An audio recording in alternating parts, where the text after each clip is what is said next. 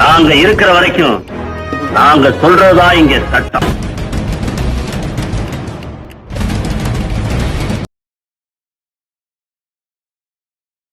சட்டமைய உறவுகளுக்கு எனது அன்பார்ந்த வணக்கங்கள்.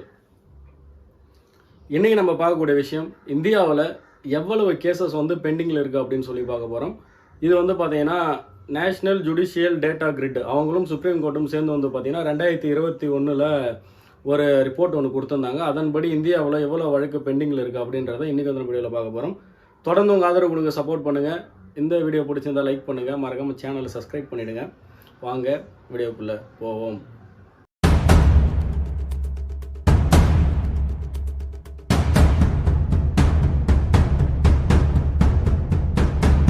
இந்தியாவில் கிட்டத்தட்ட பார்த்தீங்கன்னா 4.5 கோடி வழக்குகள் பார்த்தீங்கன்னா பெண்டிங்கில் இருக்குது அப்படின்னு சொல்லலாம்.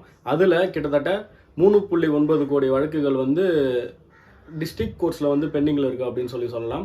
அது மட்டும் இல்லாமல் இந்த எல்லா வழக்குகளையும் முடிக்கிறதுக்கு கிட்டத்தட்ட 360 வருஷம் ஆகும் அப்படின்னு சொல்லிட்டு இந்த ஒரு ரிப்போர்ட் சொல்லியிருக்கு. இந்தியாவை பொறுத்தளவுக்கு 3.9 கோடி பார்த்தீங்கன்னா கேசஸ் டிஸ்ட்ரிக்ட் கோர்ட்டில் பெண்டிங்கில் இருக்குது. டிஸ்ட்ரிக்ட் கோர்ட் அதோட சபார்டினேட் கோர்ட்டில். இந்தியாவில் இருக்க 25 ஹைகோர்ட்டை சேர்த்து கிட்டத்தட்ட பார்த்தீங்கன்னா 58.5 லட்சம் வழக்குகள் நிலுவையில் இருக்குது. சுப்ரீம் கோர்ட்டில் மட்டும் கிட்டத்தட்ட 69,000க்கும் மேற்பட்ட வழக்குகள் பெண்டிங்கில் இருக்குது அப்படின்னு சொல்லலாம். இதெல்லாம் முடிக்கிறதுக்கு நம்ம முன்னாடியே சொன்ன மாதிரி 360 வருஷம் ஆகும் அப்படின்னு சொல்லி இந்த ஒரு ரிப்போர்ட் சொல்லியிருக்கு. இது எதற்காக இந்த மாதிரி ஒரு டிலே ஆகுது அப்படின்னு சொல்லி நம்ம பார்த்தோம் அப்படின்னா, ஃபர்ஸ்ட் விஷயம் ஜட்ஜஸோட பற்றாக்குறை அப்படின்னு சொல்லலாம். இந்தியாவை பொறுத்தளவுக்கு எப்பயுமே ஜட்ஜஸ்ன்ற வேகன்சி பார்த்தீங்கன்னா ஜட்ஜஸோட வேகன்சிஸ் ரெகுலராக எல்லா கோர்ட்லேயும் மேக்ஸிமம் வந்துக்கிட்டே இருக்கும். அது ஒரு காரணம்.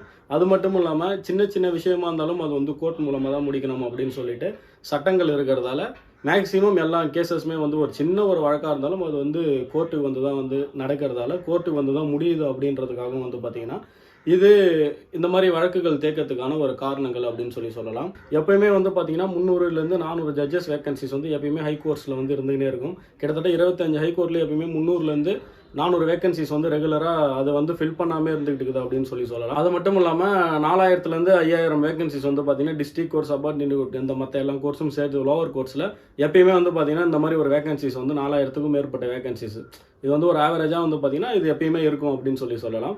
இதெல்லாம் தான் வழக்கு தேக்கிறதுக்கான ஒரு முக்கியமான காரணம் அப்படின்னு சொல்லலாம். இதெல்லாம் இல்லாமல் பார்த்தீங்கன்னா நம்ம நேரடியாக ஆர்பிட்ரேஷன் போகலாம். நீதிமன்றம் வராமே நம்ம ஆர்பிட்ரேஷன் போய்ட்டு நமக்கான பிரச்சனைகளை தீர்த்துக்கலாம். இது இப்படியே தான் இருக்குமான்னு சொல்லி கேட்டிங்கன்னா கண்டிப்பாக இந்த மாதிரி ஒரு அல்டர்னேட்டிவான ஒரு ஏடிஆர் நம்ம போகாமல் அல்லது பார்த்தீங்கன்னா எல்லா வழக்குகளும் நம்ம நீதிமன்றம் தான் வரணும் அப்படின்னு சொல்லி வந்தோம் அப்படின்னா கண்டிப்பாக இந்த ஒரு தேக்கம் இருந்துக்கிட்டே தான் இருக்கும் அப்படின்றத நீங்கள் எல்லோரும் தெரிஞ்சுக்கணும்.